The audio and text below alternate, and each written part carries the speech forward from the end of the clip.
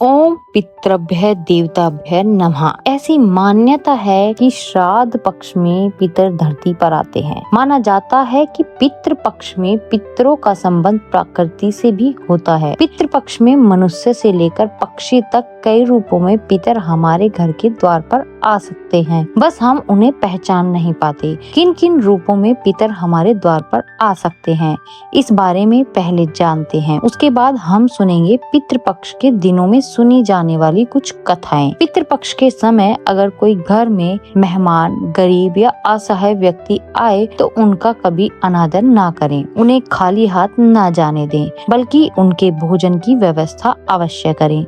श्राद्ध पक्ष में गाय या कुत्ते का भी द्वार पर आना बहुत शुभ माना जाता है।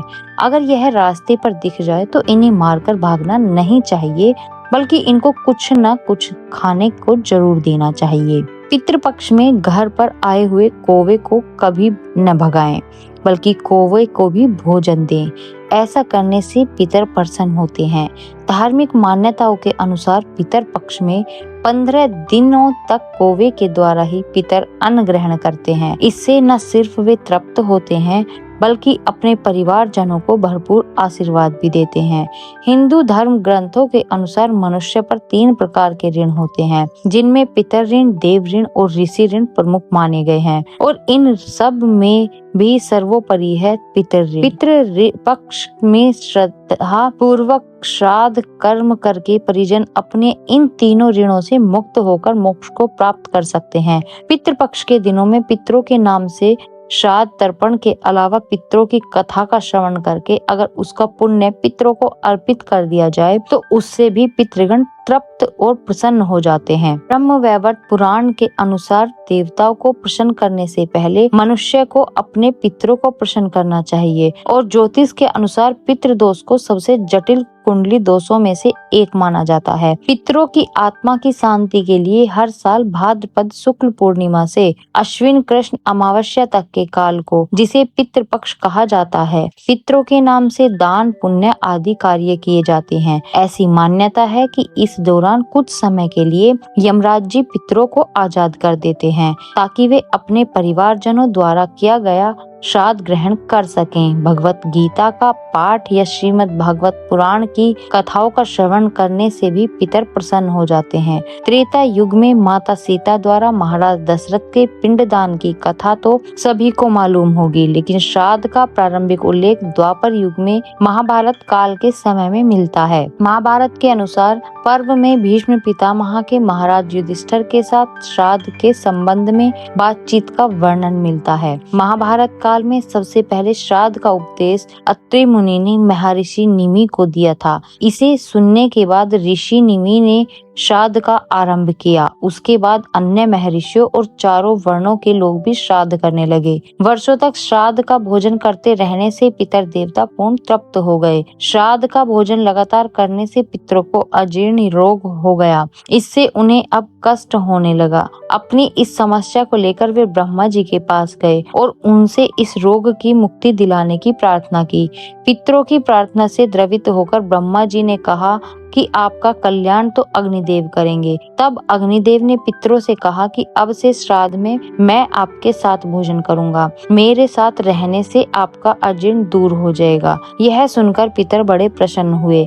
बस तभी से श्राद्ध में सबसे पहले अग्नि का भोग दिया जाता है और पितरों को अजीर्ण रोग से मुक्ति मिल गई। ऐसा कहा जाता है कि अग्नि में हवन करने के बाद पितरों के निमित्त दिए जाने वाले पिंडदान को ब्रह्म राक्षस भी दूषित नहीं करते। सबसे पहले पिता, उनके बाद दादा और उनके बाद परदादा के निमित्त पिंडदान करना चाहिए। यही श्राद्ध की विधि है। श्राद्ध में हर गृहस्थ को अपने पितरों के नाम से कुछ न कुछ दान अवश्य देना चाहिए। अब सुनिए श्राद्ध पक्ष में हर दिन सुने जाने वाली कथा। प्राचीन कथा के अनुसार जोगे 2 भाई थे। जोगे धनी था और भोगे निर्धन था। दोनों भाइयों में बड़ा प्रेम था, लेकिन जोगे की पत्नी को धन का घमंड था। उधर भोगे की पत्नी बिल्कुल सरल हृदय की थी। पितृपक्ष आने पर जोगे की पत्नी ने उससे पितरों का श्राद्ध करने के लिए कहा तो जोगे इसे बेकार का काम समझकर टालने लगा। लेकिन उसकी पत्नी को यह पता चला कि अगर ऐसा नहीं किया तो लोग बहुत बातें बनाएंगे। जोगे की पत्नी को घमंड तो था ही, साथ ही उसे अपने मायके वालों को दावत पर बुलाने और अपनी अमीरी दिखाने का भी यह सही अवसर लगा। आखिरकार वह अपने पति से बोले कि अगर आप मेरी परेशानी की वजह से ऐसा कह रहे हैं कि तुम श्राद्ध मत करो तो मैं सहायता के लिए भोगे की पत्नी को बुला लूंगी, दोनों मिलकर सारा काम कर लेंगे। फिर तो उसने जोगे को अपने मायके न्योता देने के लिए भेजा। दूसरे दिन उसके बुलाने पर सुबह सवेरे ही भोगे की पत्नी आकर काम में लग गई। उसने भोजन तैयार किया, तरह तरह के पकवान बनाए और फिर सभी काम समाप्त करके अपने घर पर आ गई, क्योंकि उसे भी तो अपने घर पर पितरों का श्राद्ध तर्पण करना था। इस अवसर पर जोगी की पत्नी ने उसे जाने से नहीं रोका, न ही वह रुकी। दोपहर के समय पितृभूमि पर उतरे, क्योंकि श्राद्ध पक्ष के दिनों में दोपहर के समय ही पितरों के निमित्त श्राद्ध तर्पण का काम करना शुभ माना जाता है। तो दोपहर के समय पितृभूमि पर उतरे जोगे भोगे के पितर पहले जोगे के यहाँ गए। वहाँ गए तो उन्होंने देखा कि उसके ससुराल वाले तो उनसे पहले ही भोजन करने पर जुटे हुए हैं। आखिरकार फिर वे भोगे के घर गए, जहाँ पितरों ने नाम पर आज्ञा दे दी गई थी। पितरों ने अग्नि यारी की राख चाटी और भूखे ही नदी के तट पर पहुंच गए। थोड़ी ही देर में नदी के किनारे सभी पितर एकत्रित हुए और अपने यहाँ के परिवारजनों के श्राद्धों की तारीफें करने लगे। जोगे और भोगे के पितरों ने अपनी आप बीती कही। फिर वे सोचने लगे कि अगर भोगे समर्थवान होता तो उन्हें भूखा नहीं रहना पड़ता, लेकिन भोगे के घर में तो 2 वक्त की रोटी भी खाने को नहीं है। यह सब सोचकर उन्हें भोगे पर दया आ गई और फिर वे खुशी में चिल्लाने लगे कि भोगे के घर धन हो जाए, भोगे भी धनवान हो जाए। शाम हो चली थी और अब तक भोगे के बच्चे भी भूखे थे।